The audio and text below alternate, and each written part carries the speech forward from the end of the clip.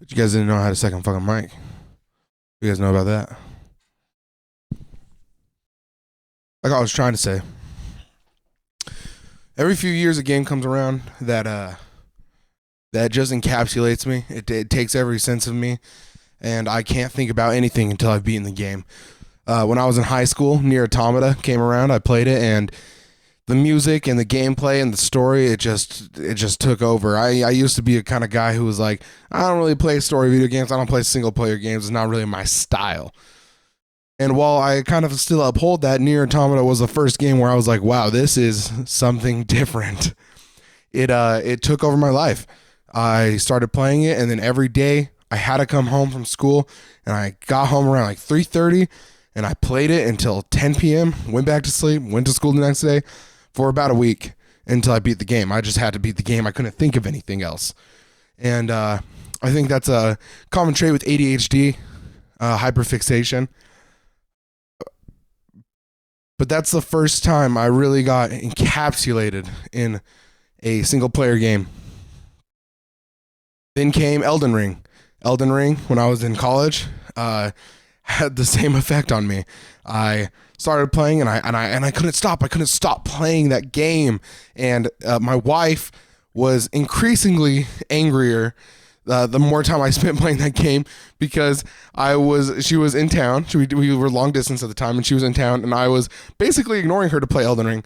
And for the same reason, it's because I couldn't live without beating Elden Ring. I had to beat the game.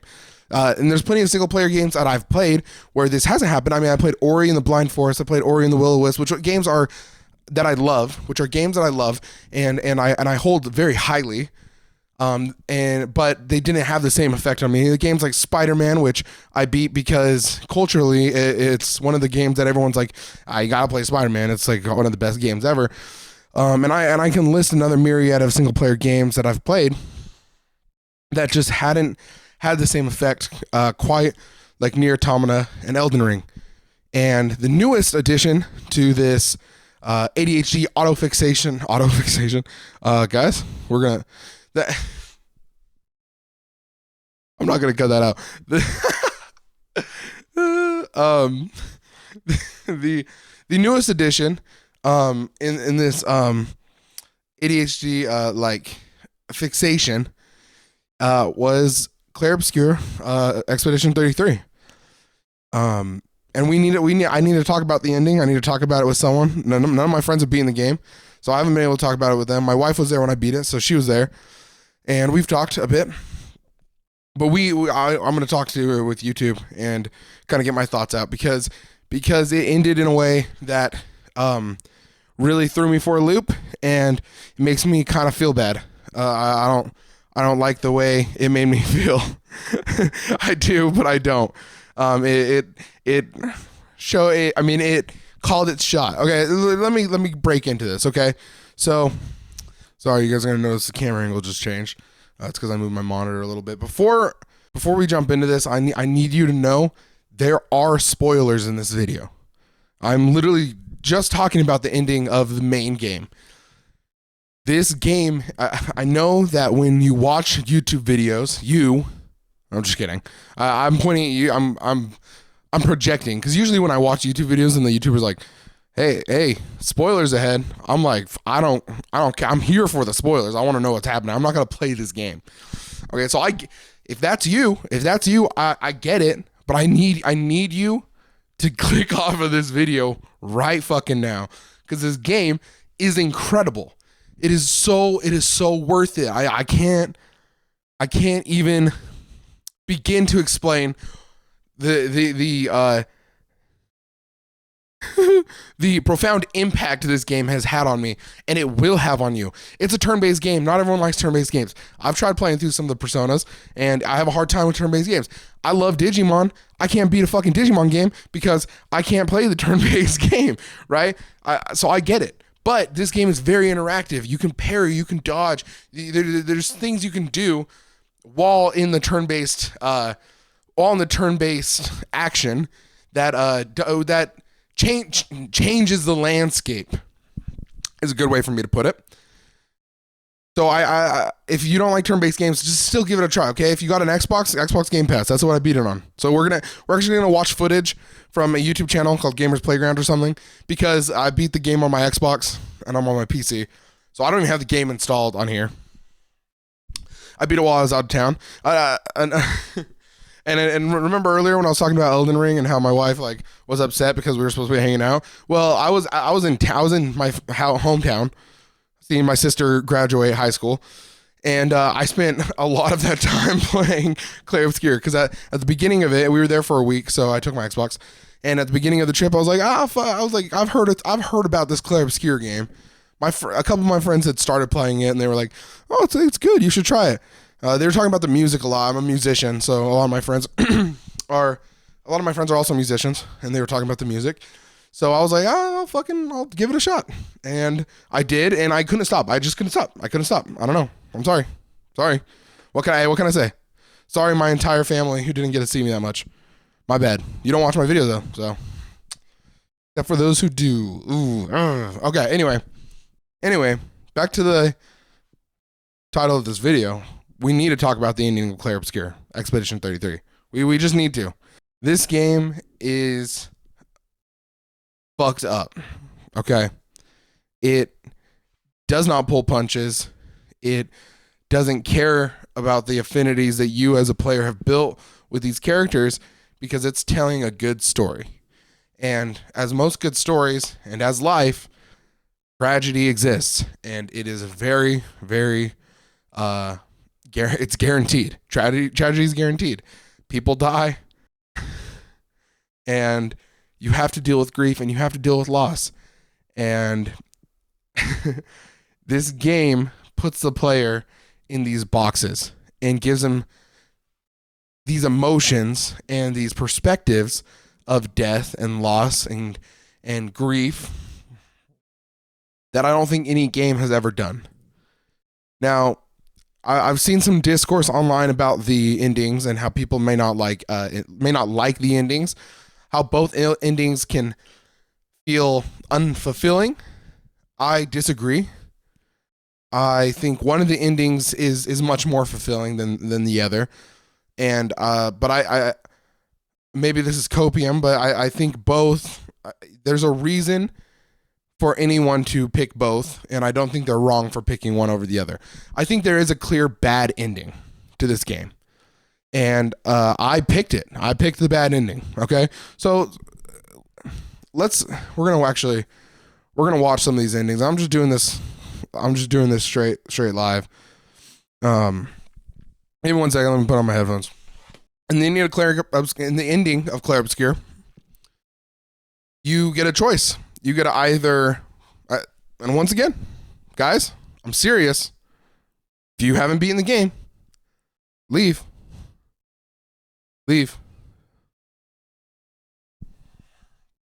Spoilers ahead. That's the last spoiler warning. Okay, I'm done. No more spoiler warnings. But I'm serious. I need you to leave because this game is worth you leaving this video right now. Like it's worth it. It's worth it for you to leave this video. At the end of Clair Obscur, there's two options. This isn't like a game that has been incredibly option based up until this point. It's not a telltale title. It doesn't seem like your choices have any effect, which is true, but at the very end, it gives you two choices, and it affects the outcome of the epilogue you get or the ending. This game gives you two choices. You can either play as Verso or play as Mael in a final fight against those two. If you play as Verso, it destroys the painting. Verso, for a little background, for those who didn't click off the fucking video when I asked you to, Verso was the son of the real life painters Renoir and Aline, and the sister of Clea and Alicia. And he died in a fire saving Alicia. But a little piece of his soul exists in this painting because the painting is like alive. I haven't played past the main game, so I don't know all the extra details. Basically, there's a piece of Verso alive, and this Verso in the game knows this. He wants to die. He's not happy, and he wouldn't be happy with this knowledge or living this life. How could you? You know, if you found out you weren't real and you were actually causing so much grief in the family of the soul that let you live. And they don't necessarily in black and white paint that out. But if you imagine your family, what you believe is your family, is suffering and they're fighting and their lives are being ruined by what you believe to be your death. And you find out that you have the power to end your family's suffering and finally let them grieve by ending your existence, basically. That's a bad way to phrase it. And you've suffered, and you've been alive for 100 years. Verso's been alive. He's been alive for forever. At least what he's perceived as life. And he's tired, and he wants he sees these people as his family. He hugs Alicia earlier, the real Alicia, the paintress Alicia. He hugs her and he takes the mask off her face and he's like, my beautiful sister doesn't need this mask. And it's gut wrenching and it's beautiful. And and so it makes sense to play as Verso at the end, right? Okay, well, let me put you into the shoes of Ryan Body for a minute, okay? I'm a fucking pessimist. I'm a pessimist, son of a bitch. I'm an optimist. I believe the best in people.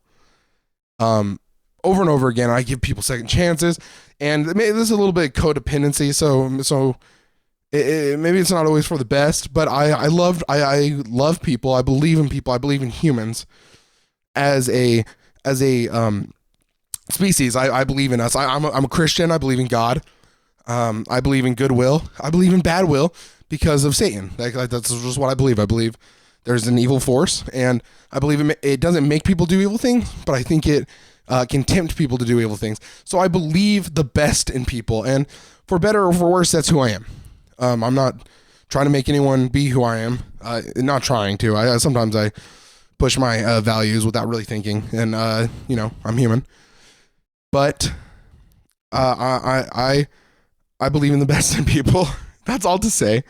I picked male's ending, and I think this is the bad ending. I think it's a bad ending. But let me try to explain why I picked male's ending, and I hope people.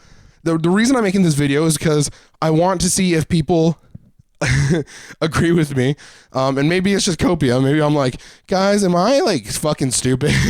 Because I sat there for like 20 minutes looking at the screen where it's like fight as male or fight as Verso. I sat there for like 20 fucking minutes, just like really deliberate. Like I didn't make this choice lightly because I knew I was like, okay, well,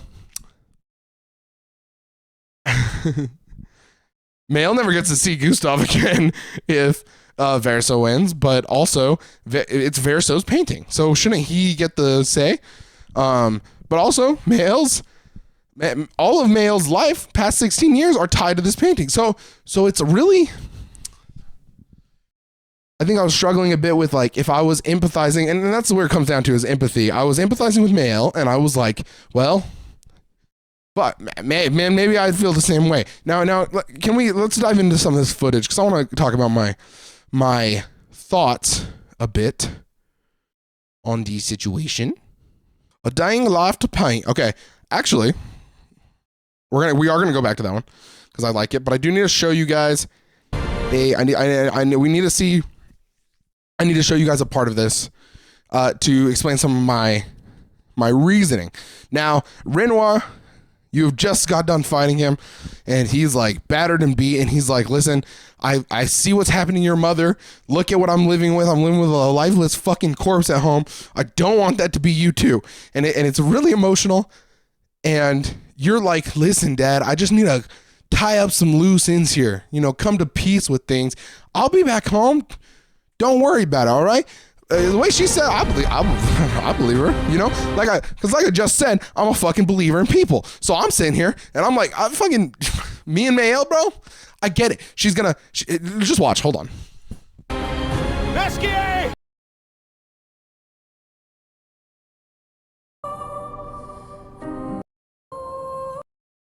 to the monastery.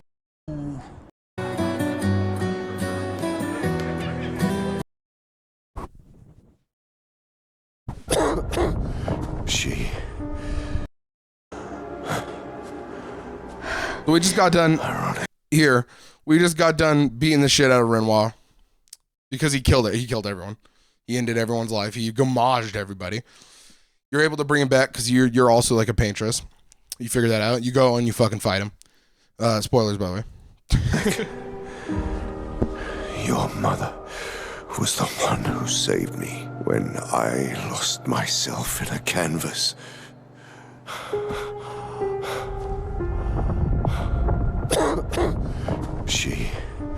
She taught me how to safely use our gift. How to soar without flying too close to the sun. Right, so he's explaining here that he, at some point, he lost himself in a canvas, and probably when he was younger, probably a bit more immature, and that his wife, Aline, Mael's mother, or Alicia's mother, Alicia and Mael are the same person, spoiler, had taught him at some point how to use the painting abilities wisely, how not to get trapped in a canvas, right? And not like trapped like literally, but trapped emotionally, mentally, emotionally, mentally, trapped in this canvas by practicing self-restraint and practicing probably like mindfulness, that kind of thing, which, you know, all kind of ties back to psychology and self-care and grief counseling. And now he's struggling because she has been in the same thing. She's stuck in Verso's painting because of the grief of the grief of losing her son. She's like, this is the last piece of him. I'm just gonna basically stay here forever. And she spent 67 years in the painting. I don't know if that's 67 real world years, like not real world, but like in their world, or 67 I know it's 67 in the painting. I don't really know about the time thing. I haven't researched it, and honestly, they do such a good job at leaving so many mysteries that it might not even be explained. So Renoir, who's like, yeah, my wife taught me this, and now she's suffering from the same thing that I was suffering from, and now my daughter is at risk of suffering the same thing. I can't lose my wife and my daughter. I just lost my son. Is basically his mentality. His way of doing this though is like forcing them, and I don't think that's necessarily the best way. But all four of the family members, I've seen some theories about how each of them is like the stages of grief. They kind of represent their own stages. I think it's not a bad theory. I mean, it definitely makes sense regardless of that was the intention or not. I need to stop saying I'm sorry. Ooh. Sorry. It definitely makes sense, regardless if that were the intentions of the writers or not. But let's keep going.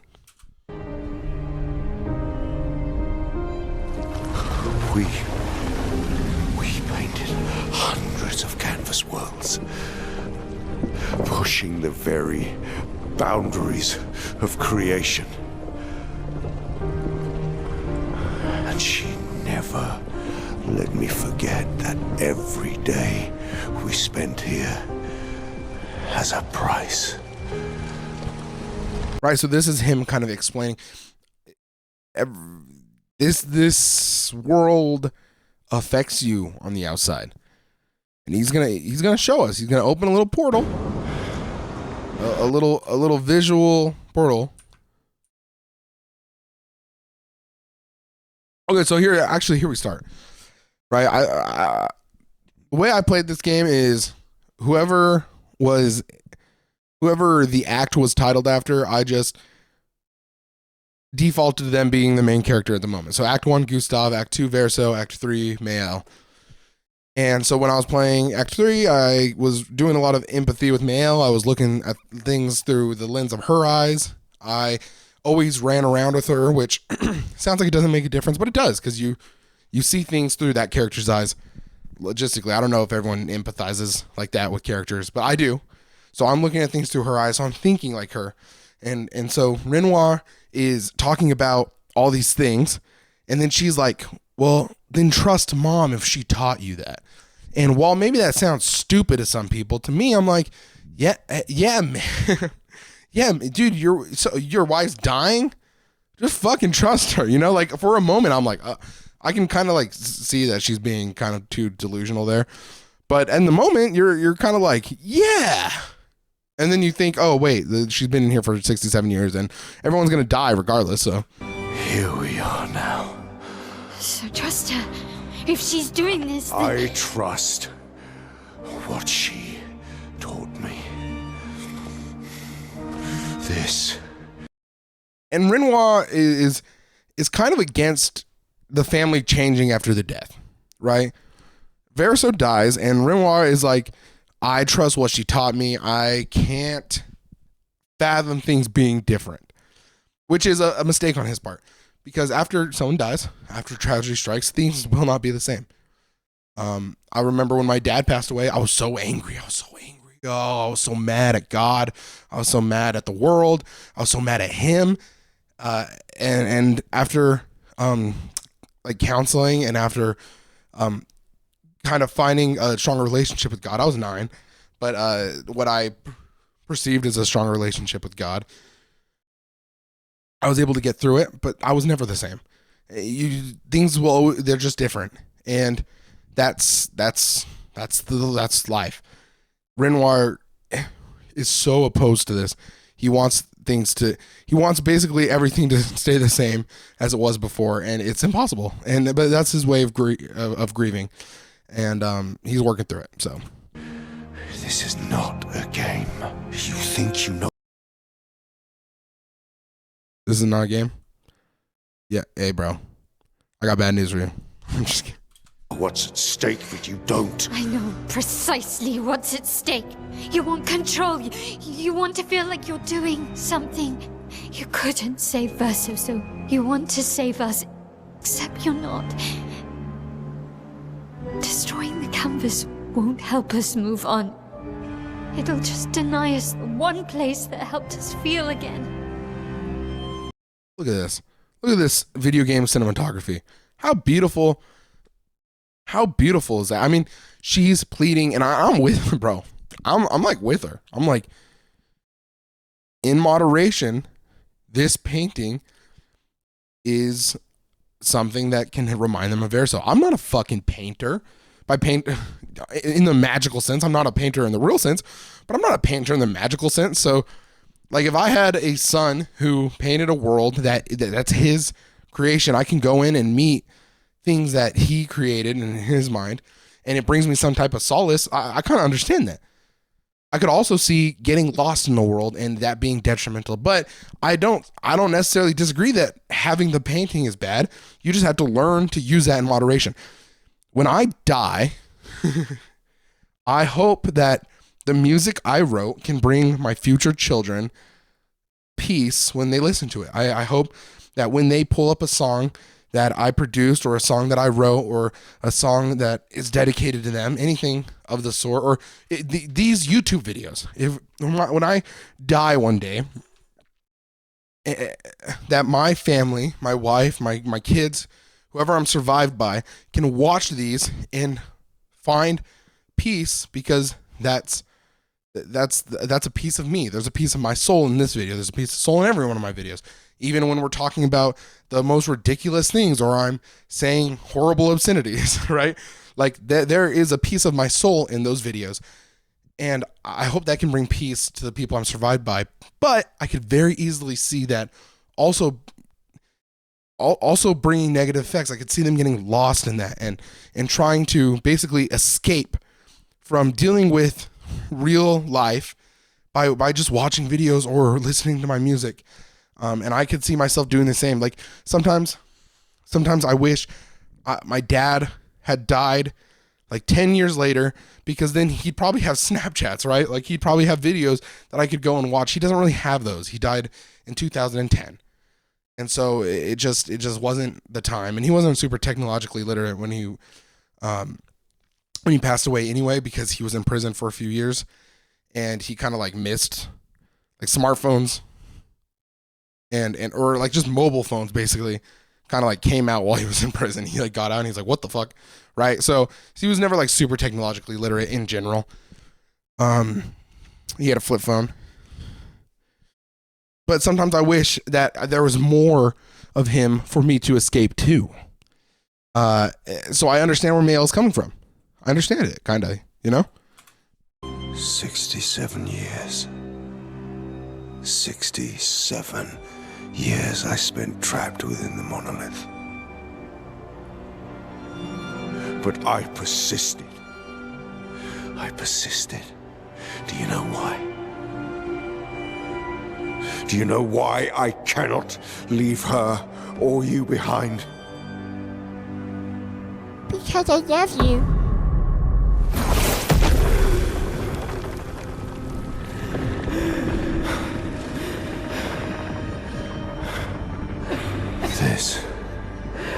This is what I see every day.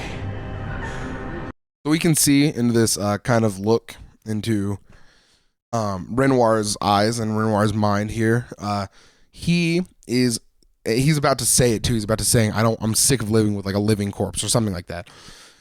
You can see Aline here, his wife. She's like dying in the real world, basically. I mean, she's struggling, right? She's not like necessarily dying. I don't know. They're like, I don't really know if they're like immortal or if they're just like, I don't know, whatever. She's sick. I mean, she's fucked up, obviously, because she's sitting in this painting for years and years and years. And it's probably mentally draining. It's fucking her up, right?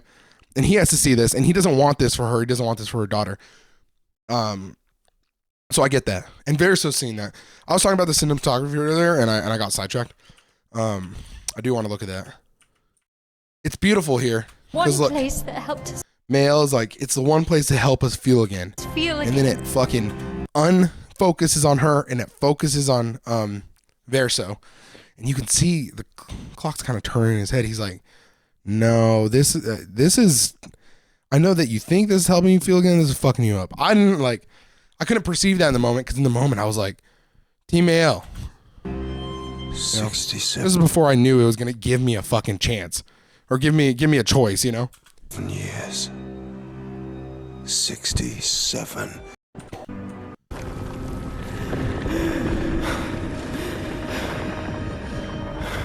This is what I was talking about earlier. Look at this. Okay, so Verso's looking in here, and he's like, "That's my mom." That's what he feels, because Wall, yes, Verso, this guy is painted. He's a creation. He has the emotions. He has the memories of this family. I mean, that is, to him, that is his mother. She also is the one who painted him. So like, she is literally his mother, right? Like, she's the one who created him, in both his mind and also physically. And he's watching her in pain because of this canvas. So if you're sitting there and you see your mother in pain, and wouldn't you want to do anything? And I'm not necessarily saying that like we can't speak exactly for Verso, but in my mind, I see where he's coming from now. Like, he hurts for her, and he wants to make things better. This is what I see every day. I cannot spend another day with living corpses. Since the fire, our family has crumbled. Verso died in a fire saving Alicia or Mayo. I don't know if I said that earlier. Aline in the canvas. Clair fighting a solitary war. You, a living ghost. Verso's death broke us. Want it to be fixed. I need it to be fixed. So like I said, Renoir, he wants things to go back to normal. It's just not happening. None of them are healthy. There's no right answer here, Rick, really. And like I said, one of the endings is just better. It's just true, objectively. And some people might not say objectively, but it is. So, but no one's right. No one's correct here. There's no right answer. I cannot lose you too. Don't you see? That's how I feel about them. And then Mael says that line, and I'm fucking torn because I get it, Renoir. I'm like, yeah, you're losing your family to this canvas. But Alicia has basically been Mael for the past 16 years because she basically what happened, she didn't have the power to control the chroma or some basically when Alicia went into the painting, her mom found her and took over her body and put her into Mael. So unlike I think so unlike the other families where they were like split between their like painting self and then like the real self, basically Alicia's past 16 years of memory have been Mael. So all Gustav is real to her. Gustav's her real father and brother.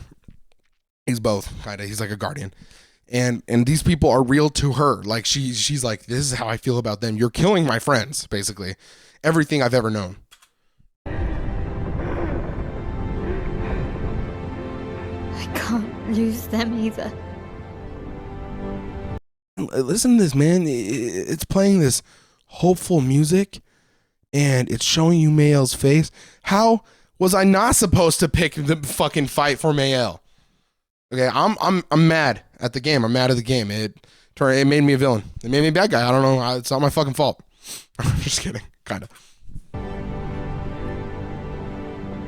I've lost too much. Papa, see? I've lost so much.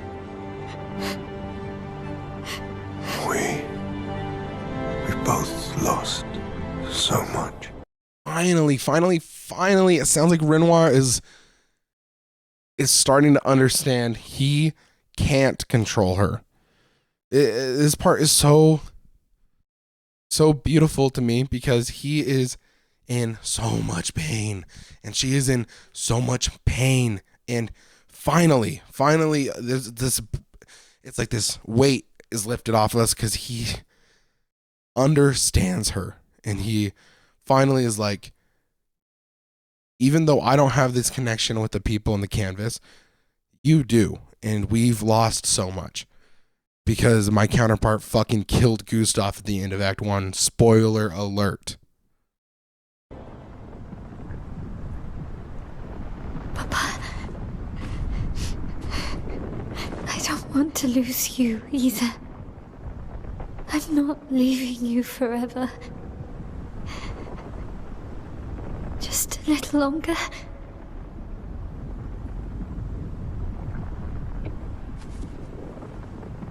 I want to trust you, but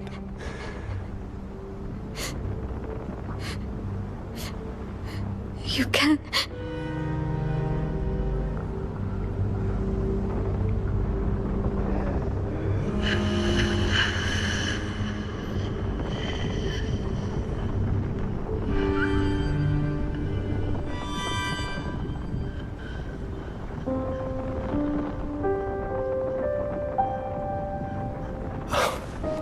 keep the light on for you.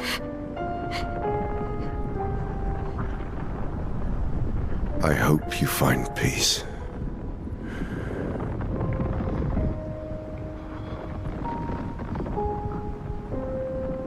Hold on to each other.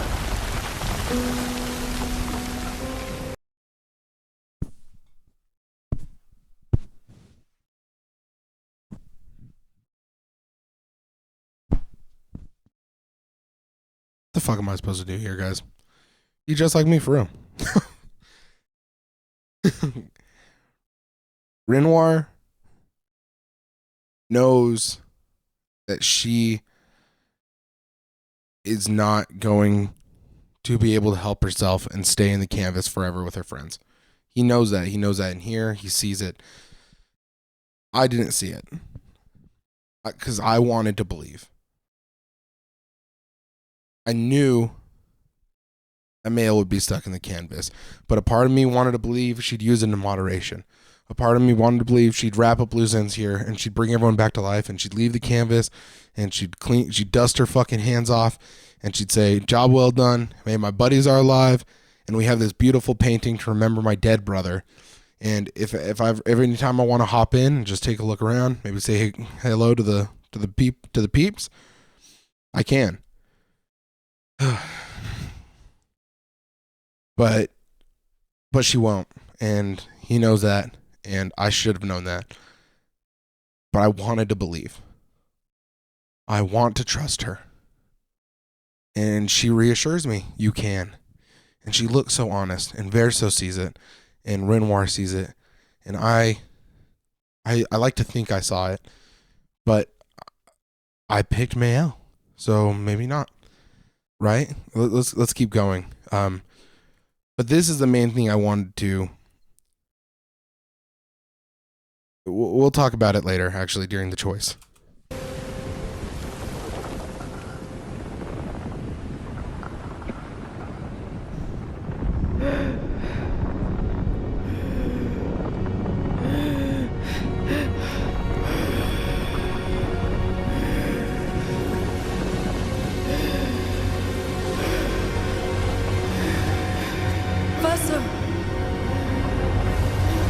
I'm sorry.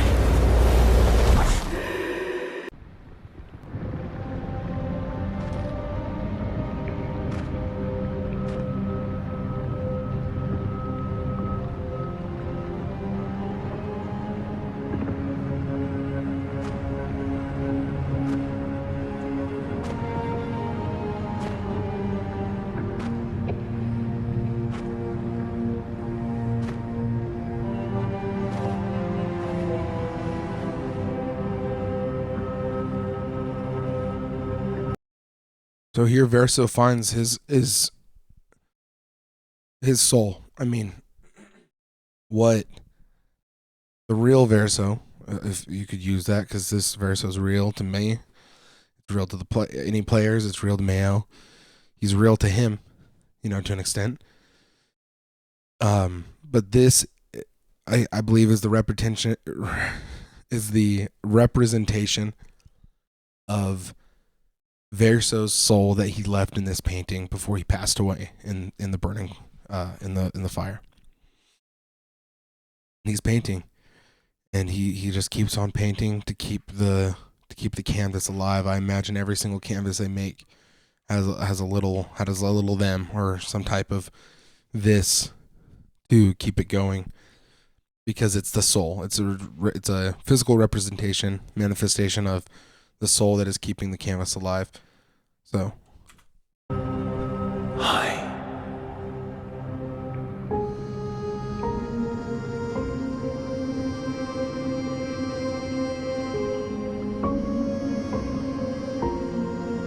You're tired of painting, aren't you? I'm tired too.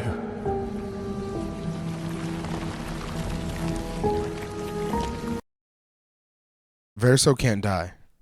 This Verso, he when Aline came in and created him, she did something so he can't die. He shouldn't be able to be here, but you're gonna see it's gonna try to take him, it's gonna try to gamage him, and he just can't.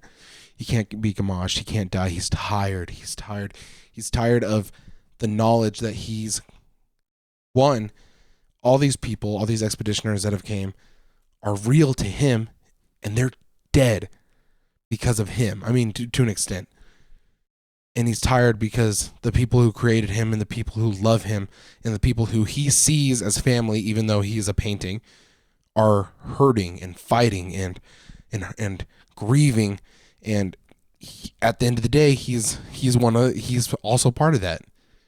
And him being alive without his wit, like he doesn't have a choice. He's fucking invincible. He's immortal. He just has to live with that, and he's tired. And I get it, but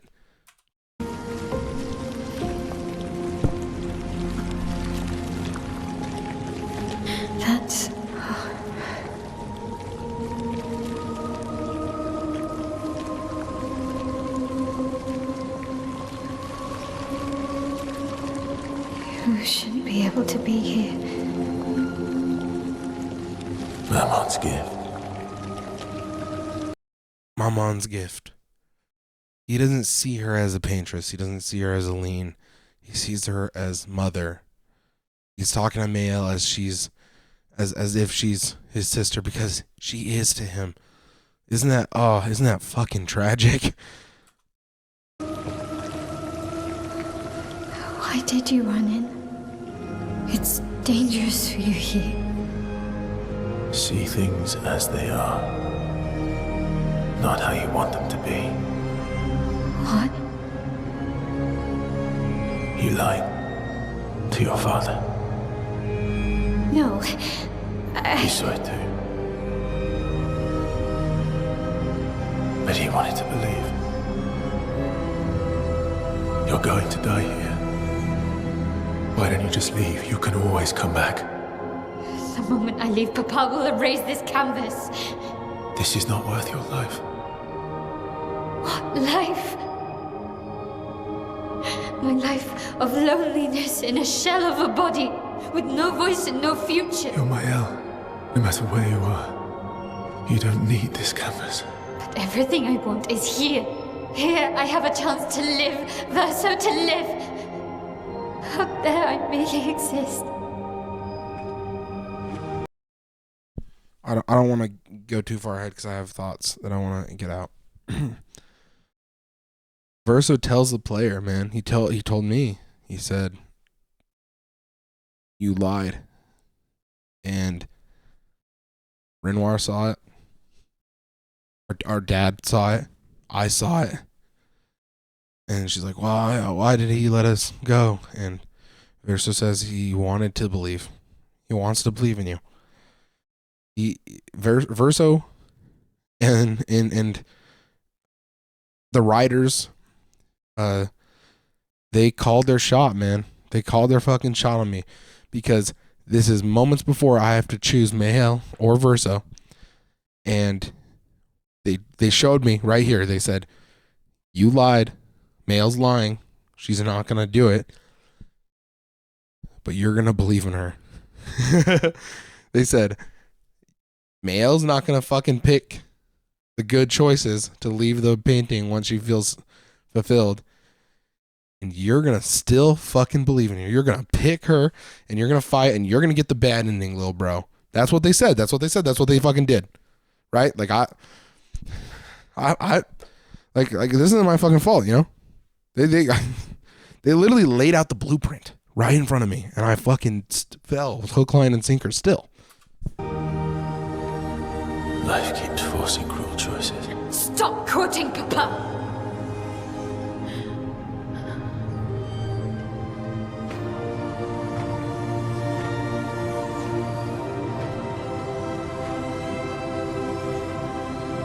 Come on, little buddy. It's time to stop painting.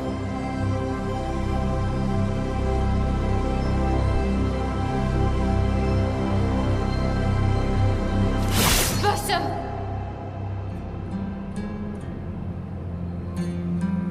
Papa also said, hold on to each other. Old friend, you've traveled miles, spinning in circles. Your blind eyes on the dial, stripping I'm sorry. out colors. But it's time to say goodbye until next life.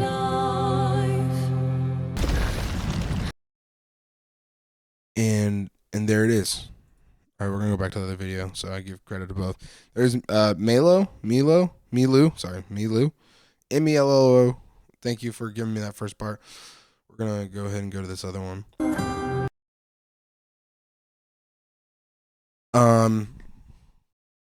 Yeah, so at the end of there, Verso and Mael stand against each other, and it gives you the option fight as Mael or fight as Verso. And I already told you guys who I picked. if you picked Verso because you're just smarter than good for you, I guess. But I don't regret my decision because I still want to believe. I like to think I could play this game hundreds of more times and I'd always pick Mael. Because maybe I'm stupid, but I want to believe. I want it to be different. You know, it's funny. I have this theory, and this is a tangent that I don't know why I'm really putting in this video, but there's a musical called Hadestown, and at the very end, if you don't know the story of Orpheus and Eurydice, then I'm going to spoil it for you. Sorry, guys. So a spoiler warning for a tale as old as it gets, basically. But Orpheus goes into the underworld to save Eurydice, and Hades is basically like, okay, yeah, just fucking walk out. But if you turn around, she's gone forever. Dunzo. Little bruh. And he's like, easy, what the hell? But as he goes, doubt comes in, and at the very fucking end, like one more step, he's like, he lied, I bet. I need to turn around and make sure. And he turns around, and she goes to hell, right? Tells all the time. But there's a musical called The Hadestown, and it's wonderfully produced. And the music is great, and all the actors and basically every version are incredible. Every time I listen to that musical, at the very end, it's like I feel like I'm like, this is the one. This is the one where he's gonna make it, and we're gonna get that happy ending every time, right? And Hermes, basically, he acts as a narrator as well as a character in the musical. He narrates to us. He's like, and that's his tale. That's a tale, a tragedy. But we're gonna sing it again, and we're gonna sing it again, and we're gonna sing it again. And that is a little bit meta because obviously they're gonna sing it again because it's a Broadway musical. They're gonna do it every time. But they also want to sing it again because maybe, just maybe, one of the times he's gonna make it. And I believe that's true. I actually have a theory that the last time they'll perform it on Broadway, closing show, that Anais Mitchell is going to rewrite to the end. And he is going to make it. And there's going to be a different song. There's going to be a different tune. And that's probably not plausible. And that probably will not happen. But wouldn't that be amazing for this tale to just end happy? Maybe, like I said, maybe that's just optimist Ryan, and maybe that isn't as beautiful to everyone. Every time I listen to the musical, I believe in Orpheus, and every time I think I'd play this game, I'd believe in Mael, because it's who I am, and I want to believe.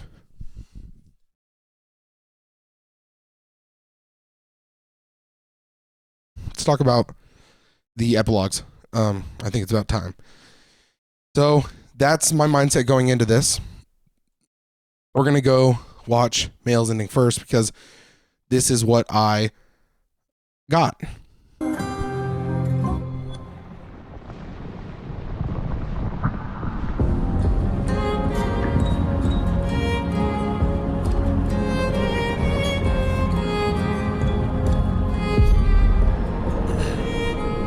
Decide the fate of the canvas. Hey, hey, that's a lot of fucking pressure, guys. I don't know if you guys remember, but in the first act, I played as Gustav, and then you fucking killed him. And now I have the chance to bring him back. I have the chance for him to be with Sophie. I have the chance for Ciel to see her husband and kid again. I have the chance. I have the chance for Lune to get to hang out with her parents, right? Like I have the opportunity now to just see everyone that I've made these connections with, whether we saw them in the game or not. I made that connection. I heard about Ciel's husband. I heard about her kid. I met Sophie. We met Sophie in the prologue, but she sticks with us the whole time. I watched Gustav die after playing as him, and I didn't get to fucking use his cool ass abilities after he died. And I liked him. I liked him as a character. He was so flawed. He was so flawed and real and genuine. But apparently he's fucking mad because he's in a fucking cabin. So I'm sitting here and I pick fucking Mael, and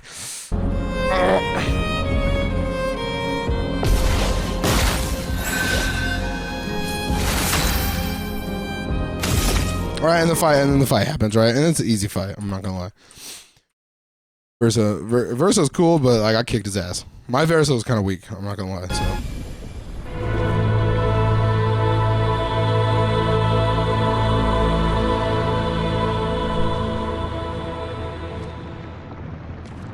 Please.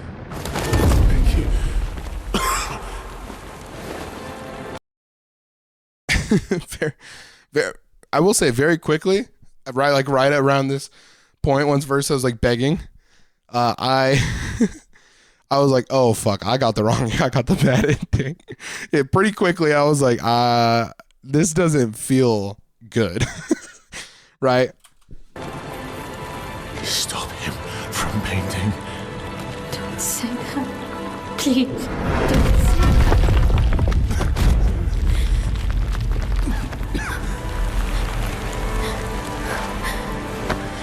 Please, listen to me. Only you can do this. You can do this, please. Unpaint me. Unpaint me. Oh my god, this is the moment, actually. The pain in his voice, the pain in his eyes. Are you kidding me? Holy cow, the pain in the music. It all culminates to this feeling of, yeah, Ryan, you just fucked up. That's what it all combines into this beautiful tapestry of, you fucked up, Ryan. You picked the wrong choice, you dumb bitch. That's what it fucking makes. And so I'm seeing this and I'm like, oh, I got the wrong ending. No, I say wrong ending. There is no wrong ending. But in my head, I'm like, oh, this is going to be male. I shouldn't have fucking believed her, right? And like I said, I would every time. But this is the point where I'm like, this is when Orpheus turns around, right? And this is when I'm like, oh, fuck. Right, and maybe she paints Verso, man. And maybe that's the move. Maybe you just unpaint him because he knows and everyone else doesn't know. I don't know. So, Please. I don't want this life. stop saying I that. don't want this life. I don't want this life. He doesn't want this life. He doesn't want this life.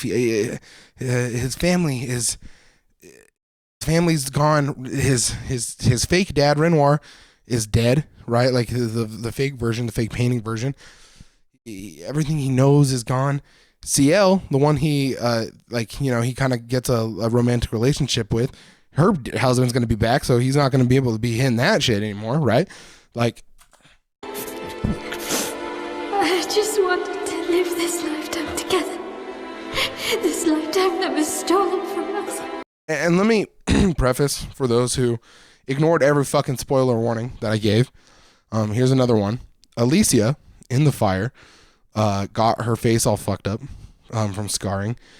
She's not ugly or anything, but it did affect her voice. She can't speak anymore. So in the canvas world, she's like, I have a voice here. I can speak. In the real world, I can't fucking speak. That hurts because that's how there are people who feel that way in our world and would gladly escape into another world and it's how can I speak for them, right? Like I can't. Like how could I be like, no, it's okay, this world's great. Like it's easy to say that because I can say it, right? Like it's easy for me to look at like a suicidal person who is disabled or someone who wants to be euthanized because their life is so miserable and be like, no, but like life is great, like it's because my life is fucking great and I mean I'm fat I'm obese as hell. I need to lose weight, but that's my doing, right? I don't have a disability, I guess maybe Tourette's, but it's not making my life so miserable I want to die. And there's people out there who do that, and in my head I'm like, well, why would they want to die? How could I even imagine to walk a mile in their shoes? I'm not there. So how do I have the right to tell Mael, no, destroy the canvas where you have friends and you can speak and you can tell people that you love them? No, destroy that canvas so you can go to the world where the lack of your voice is a constant reminder that your brother died to save you. Like it's. I think this game is fucking up the libertarian in me, because I'm like, how? I don't have the right to tell anyone to do anything. Please. Bro. Please. I don't want this life.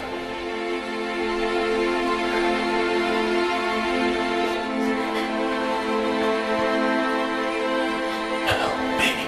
Help me.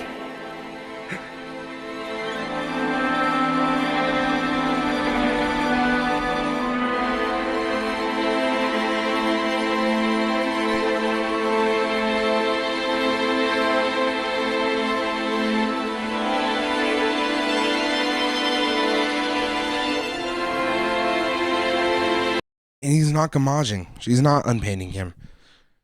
You know, look, he's sitting there. I mean, he's, and in my head, I'm like, fucking, let's just let him gamage, right? Like, if you're gonna like keep the canvas alive, at least kill the one dude who knows that the canvas is like the world, right? Other than, I guess, Lune and CL, but they don't seem to give a fuck, right? Like they're down. They're like, fuck it, man. We already died and came back to life, so I don't fuck it. Who cares?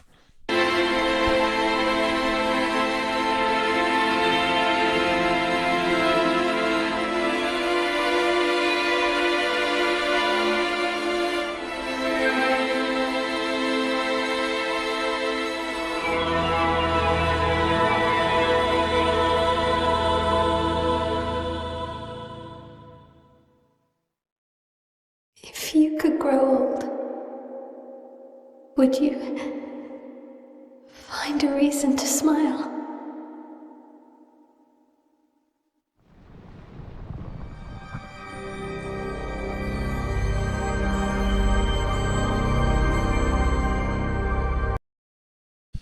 I'm gonna let this epilogue play out for you guys.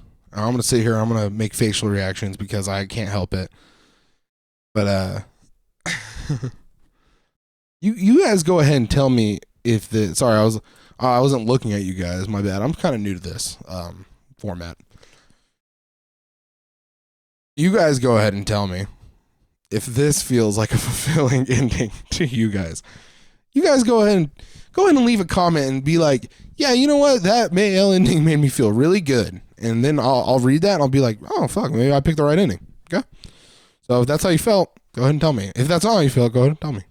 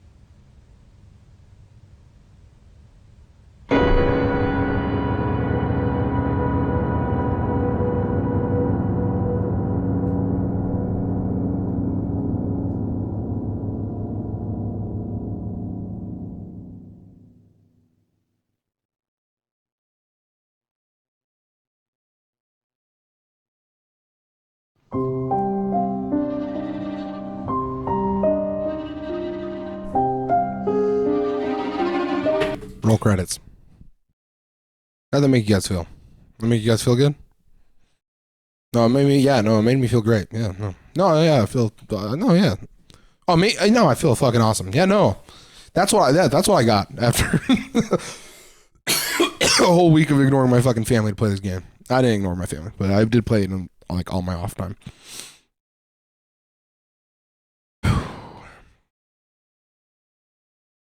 Heavy stuff there. Heavy stuff, man.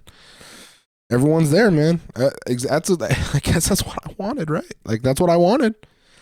That's what I believe would fucking happen. And then Verso's old, so she asked that question: if you were able to grow old, would you be able to smile? And it kind of gives me hope. I'm like, oh, she's gonna give Verso the ability to age, and he's gonna be happy. Fuck no, he's not happy. Look at him. To explain a little bit of this last scene earlier in the game, you can talk to members at the camp, and Mael and Verso share a moment where he plays the piano, and he's like, I fucking love the piano. I love music. I love playing piano. I went to school at an observatory before the conservatory. That's funny. I went to school at a conservatory before the fracture. I love piano. So we find out Verso's a piano player, and she's like, well, after all this, I'm going to book you a gig at the Opera House, and everyone's going to be there. It's going to be packed. I'm going to put posters everywhere. And Mael lived up to that. Here we are. Here's this Opera House, packed, all to watch Verso play. And doesn't he just seem fucking filled with jubilee? Jubilation. Doesn't he just seem chipper? No, man, he's fucked up. Of course he is, because he's sitting here and he's like, oh yeah, there's none of this is real, and my family still hates themselves. And I'm looking at Mael, my sister Alicia, who said that she would go back, and she didn't. She fucking didn't. She's sitting there in the audience, and she's looking at me, and look at her face. It's all fucked up, and it's scary, because it's just a stark reminder. All the sound cuts out. Smiling faces shows you Ciel, and it shows you Lune, these people who you've grown so attached to, and then boom, right, it hits this fucking like this fucked up piano chord, and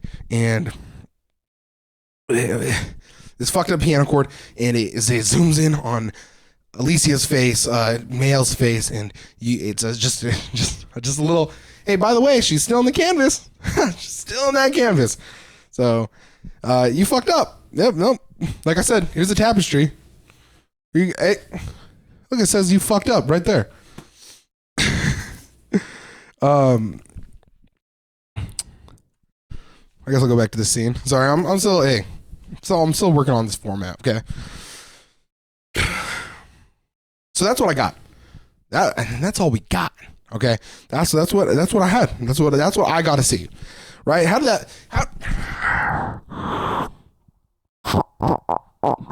that feel to you guys? Was that fun? Go ahead and tell me, guys. Go to the comments. Tell me if you enjoyed that ending, and if you would have been like, fuck yeah, Expedition 33, because I got that ending, and I was like, fuck. Okay, because bad ending. Okay, she doesn't get closure. Her family doesn't get closure. Renoir, the one thing he didn't want to happen, fucking happened. His daughter's gone. His mom's probably going to be in that audience. Not going to lie, Verso's mom, she's going to be like, look, my baby boy who's not dead. No closure. Zero closure.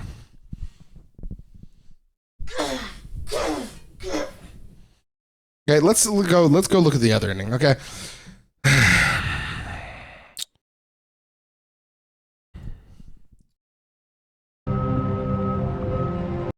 So people who can either read the signs that the writers are giving them and can ignore the emotions in their heart, or they just empathize with Verso more, or maybe they are smarter than me, which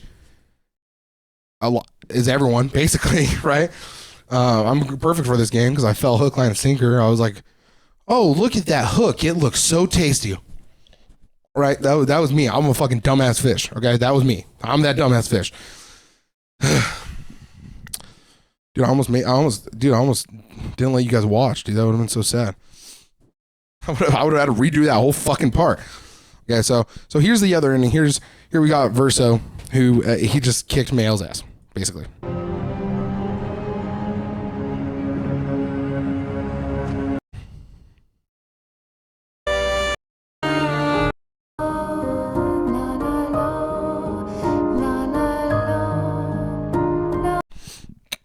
Yeah, obviously I'm fucking okay. Here we go.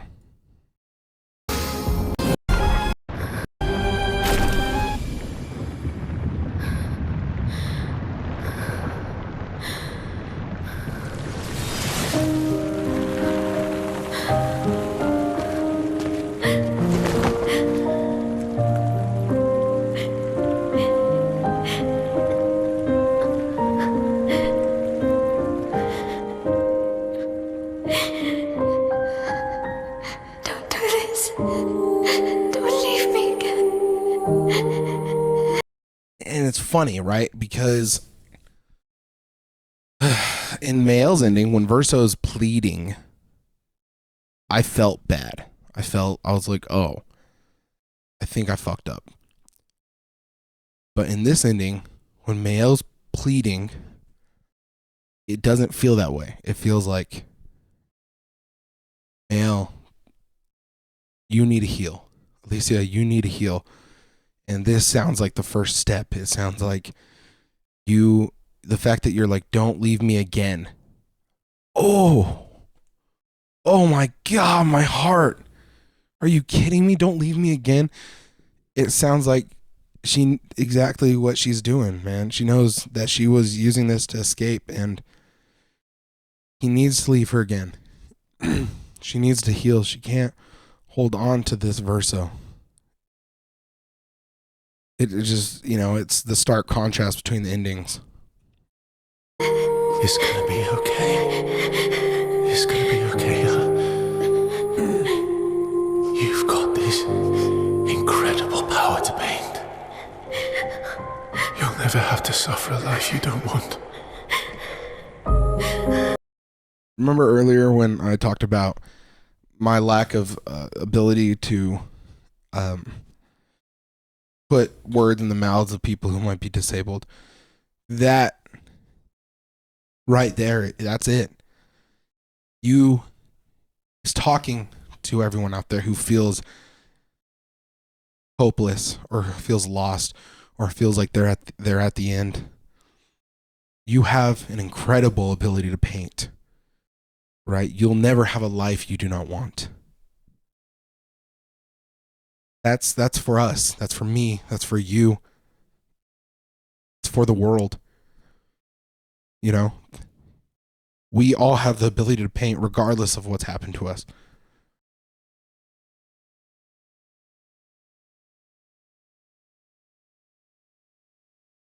I'm speechless. I'm fucking speechless. Let's keep watching. You're okay. You're okay. You're okay.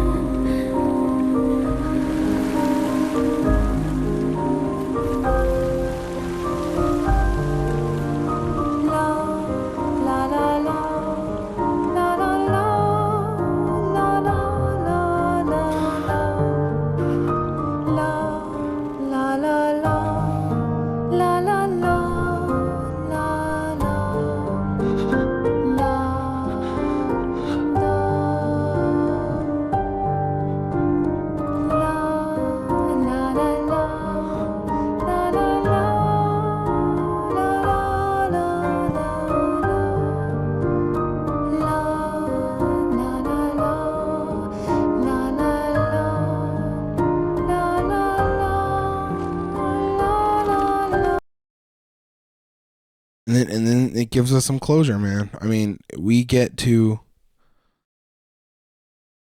through Verso's perspective, see our friends Gamage and know that it's all ending, but it's all ending together. And they did it, and they get to kind of find peace within themselves, or not, right? We'll see Lune kind of deject this, but regardless, it's all happening together, and it's happening the way it probably should, right? To an extent, this whole canvas, every character we've seen, lives without the consent of Verso, right? Kind of, right? He made it, but now our only eyes into what Verso really wants is here, right here, right? And he has the memories of Verso. For all purposes, he is Verso, and what he believes that he wants him right here in the canvas, and him passed away, is he wants us to end so his family can heal, right? So maybe he is killing all these sentient creations of his, but at the end of the day, he created them, and they are causing harm to the people he loves. So I don't know. Eskie and Monoko, they knew, right? They knew about all this. So this part is just fucking beautiful.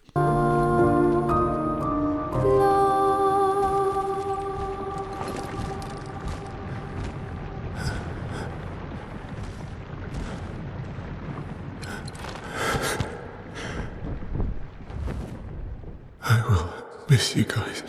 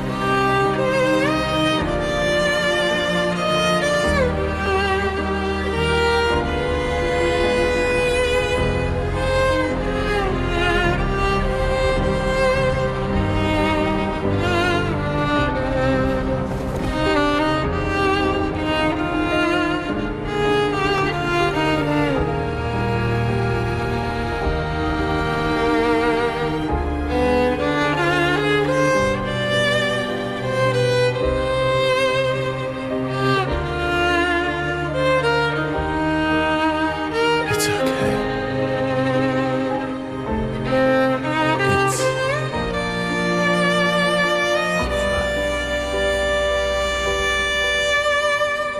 Versa.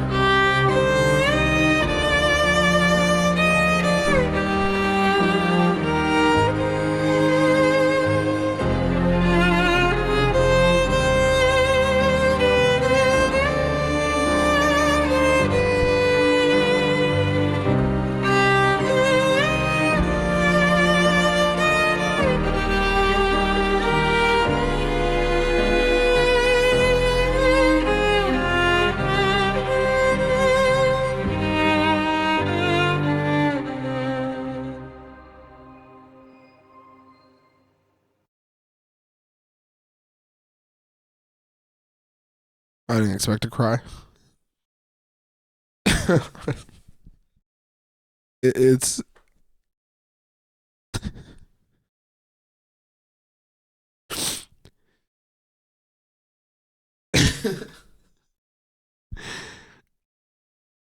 death is the only guarantee in life, and it's tragic when you have to survive people you love.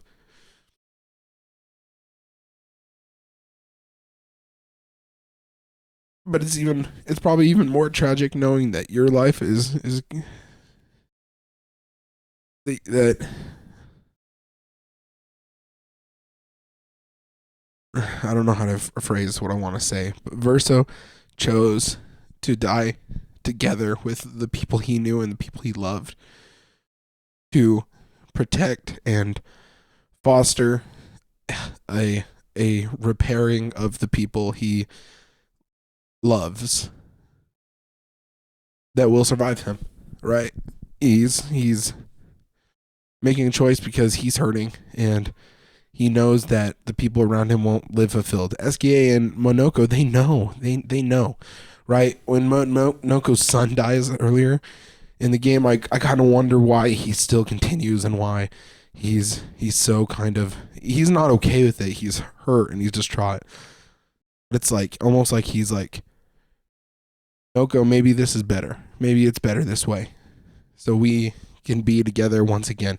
And I like to think that all of them, this Gamage, they all go to the same heaven or whatever that the real people get to go to, right? Like there's soul in this painting, so why don't? There's no saying that all these people don't have souls of their own, right? I don't know. There's so many thoughts that make me emotional about it.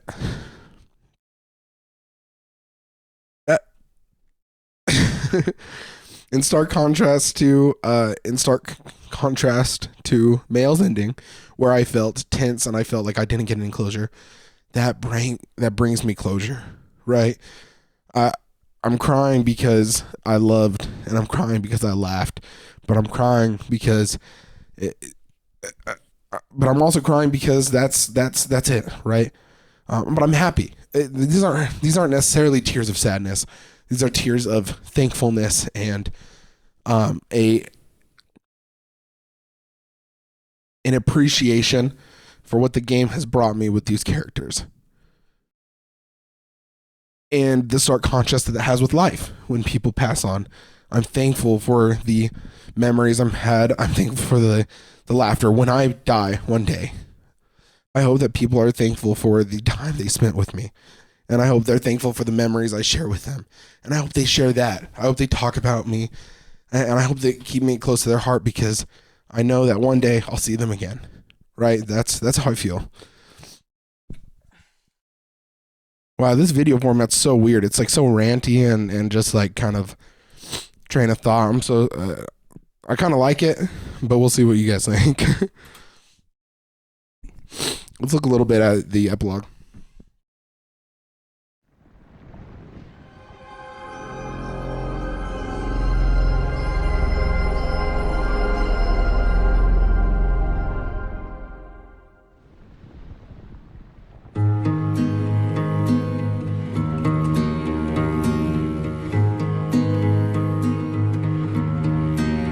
Miroir du temps, nos histoires s'alignent dans le creux de nos mains. Deux mondes se dessinent, l'un peint de rêve où le chagrin s'efface, l'autre nu et réel où notre deuil prend place. Au lendemain non écrit, sous les étoiles où tout commence, rien ne finit.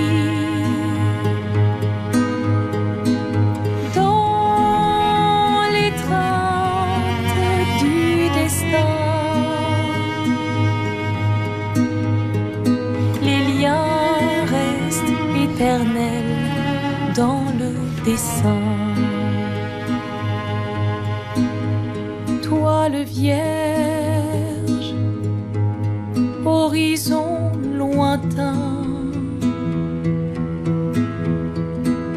peignons ensemble les couleurs de demain, au clair obscur. Œuvres infinies, chaque pas trace la route d'une vie. Oh,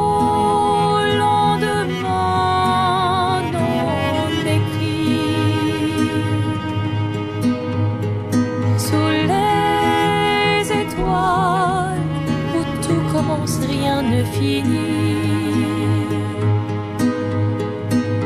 Dans les trains du destin, les liens restent éternels dans le dessin.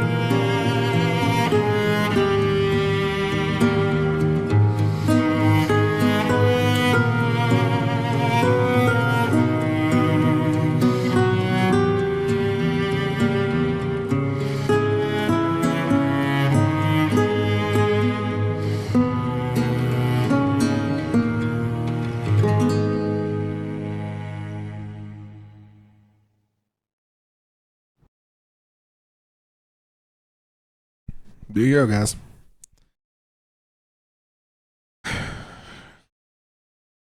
Go to the comments and tell me if that felt good, right? I mean,